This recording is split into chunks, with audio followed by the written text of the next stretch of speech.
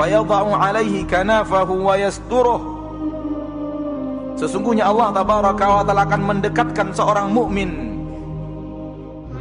pada saat hari berhisab, di mana semua hadir, yang pernah hidup di dunia hadir, malaikat-malaikat Allah hadir.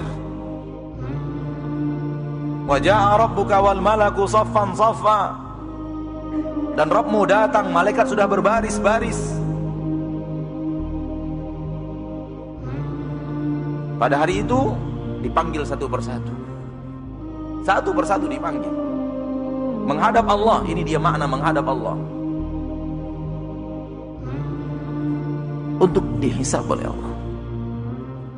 Nabi mengatakan innallaha yudnil mu'min, Allah mendekatkan orang mukmin, wa yadha'u 'alaihi kanafah, dan meletakkan penutupnya, tirai pembatas, yasturuhu, yang akan menutup mukmin itu, sehingga hanya ada dia dan Rabbnya. Apa yang Allah katakan kepada mukmin, penduduk mahsyar tidak ada yang tahu. Apa jawaban mukmin kepada Allah, penduduk mahsyar tidak ada yang tahu, karena Allah telah menurunkan kanafa, menurunkan penutupnya. Apa maknanya di sini yang bisa kita ambil? Yang makna yang kita ambil di sini hanya kita dan Allah. Maka latihanlah untuk hanya antum dan Allah, hanya antum dan Allah. Latihan untuk mencari waktu untuk beribadah yang ada hanya antum dan Allah. Rajinlah sembunyikan amal saleh. Rajinlah sholat tahajud di malam hari, karena ketika antum tahajud hanya ada antum dan Allah, di mana semua manusia tidak tahu apa yang antum kerjakan. Rajin baca Al-Quran di kesendirian. Semangat membaca Al-Quran ketika sendiri. Ketika antum sendiri hanya antum dan Allah. Ada saatnya nanti di akhirat hanya antum dan Allah. Maka latihan di dunia, saudaraku. Jangan kita hanya beramal ketika ada orang. Setelah orang tidak ada, kita pun tinggalkan amal itu. Kalau ataupun kita kerjakan amal di saat orang tidak ada, kita bermalas-malasan. Tidak seperti semangat kita ketika ada orang lain. Latihanlah, perbanyaklah amalan yang hanya antum dan Allah, agar ketika nanti dipanggil menghadap Allah, Allah turunkan kanaf. Karena kita sudah rajin di dunia menghadapnya sendiri, maka ia panggil kita pun sendiri.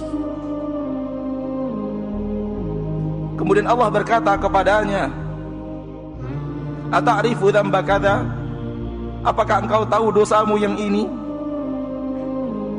Ata'rifu dzamba kadza, apakah kamu tahu dosamu yang ini?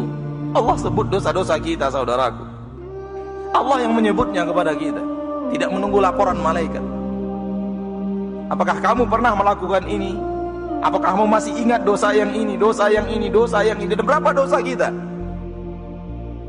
Berapa kita sudah melakukan maksiat kepada Allah? Fayaqul, ketika itu dia, seorang mukmin mengatakan, na'am, ay Rabbi, benar wahai Rabbku, benar wahai Rabbku. Setiap Allah mengatakan, bukankah engkau melakukan dosa ini? Orang mukmin menjawab, benar wahai Rabbku, benar wahai Rabbku. Hatta idza qarrarahu bidzunubi, sehingga dia ketika dia telah menyampaikan dan mengakui dosa-dosanya, wa ra'a fi nafsihi annahu halak, dan dia sudah yakin dan merasa di dalam dirinya dia akan hancur dan binasa. Kenapa? Karena terlalu banyak dosa yang Allah sebutkan kepadanya. Terlalu banyak dosa kita yang disebut oleh Allah. Kalau ini adalah nasib kita, maka orang mukmin merasa dirinya sudah hancur. Di saat dia sudah merasa hancur karena terlalu banyak dosa yang Allah sebutkan kepadanya, Allah berkata, satartuha alaika fid dunya, Aku telah menutup dosa-dosamu itu dari pandangan manusia di dunia, sehingga orang lain tidak tahu atas dosa yang kamu lakukan. Satartuha 'alaika fid dunya, aku tutup dosamu itu di dunia. Wa ana aghfiruha lakal yaum, pada hari ini aku ampuni dosa-dosamu itu. Ya akhi, antum berbuat maksiat, kita berbuat maksiat, dan orang tidak tahu bukan karena kita pandai menyimpannya, namun murni karena Allah menutupnya. Kalau Allah membukanya, dengan sekejap mata Allah bisa lakukan apapun untuk membuka aib kita. Wallahi, wallahi, wallahi, kalau aib kita dibuka oleh Allah, kita akan diludahi manusia. Begitulah kita dengan dosa kita yang terlalu banyak. Demi Allah, tidak akan ada orang yang menghargai kita kalau orang tahu apa yang kita lakukan. Namun Allah pengasih dan penyayang, yang menyayangi kita dengan menutup aib-aib kita. Maka jangan pernah merasa menjadi manusia suci. Jujurlah kepada diri antum dan jujurlah kepada Allah apa yang telah antum lakukan. Jujur kepada diri sendiri apa yang telah kita lakukan. Dan bagaimana kalau yang kita lakukan itu orang tahu, Allah bukakan. Demi Allah, kita tidak tahu di mana mata kita ini harus, kemana wajah kita harus kita sembunyikan. Karena hanya di akhirat kelak, orang yang selalu menghadap Allah di kesendirian dan minta ampun, minta maaf kepada Rabb-Nya, mereka lah yang akan mendapatkan apa yang dikatakan Rasulullah SAW dalam hadis yang sahih dari Imam Bukhari dan Muslim ini. Allah panggil menghadap, Allah turunkan penutup, hanya Dia dan Rabb-Nya, hanya Dia dan Rabb-Nya. Ya akhi, rajin-rajinlah antum melakukan amalan, hanya antum dan Rabb antum, yang lain tidak ada. Istri tidak ada, anak tidak ada, saudara tidak ada, sahabat tidak ada, tak ada manusia kecuali hanya anda dan Allah. Supaya di akhirat itu yang Allah akan lakukan kepada kita. Rajin-rajinlah minta ampun di dunia, supaya di akhirat benar-benar ketika kita minta maaf kepada Allah, Allah maafkan dosa dan kesalahan kita.